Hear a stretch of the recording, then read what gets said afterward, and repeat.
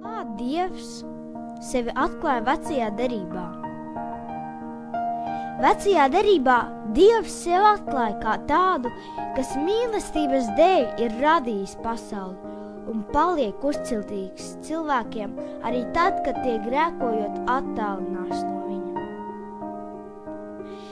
Dievs ļauj sevi iepazīt vēsturē. Viņš noslēdz ar Noasu derību par visas dzīvās radības glābšanu. Viņš aicina Abrahamu, lai darītu viņu par daudzu tautu tēvu un svētītu viņā visas zemes paudzes.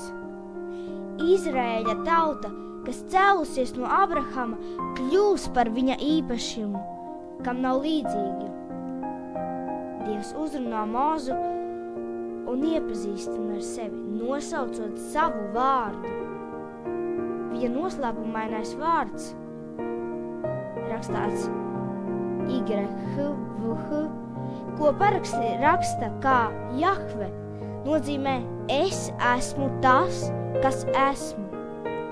Viņš atbrīvo Izraēļa tautu no verdzības Ēģiptē, noslēdz ar to derību Sinaja kalnā un ar Mūzes starpniecību dot tai likumu.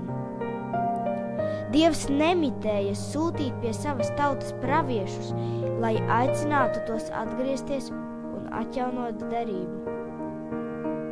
Pravieši pasludina, ka Dievs noslēgs jaunu mūžību derību, kas izraisīs dziļu atjaunotni un galīgu atpestīšanu. Šī derība tiks dāvāta visiem cilvēkiem.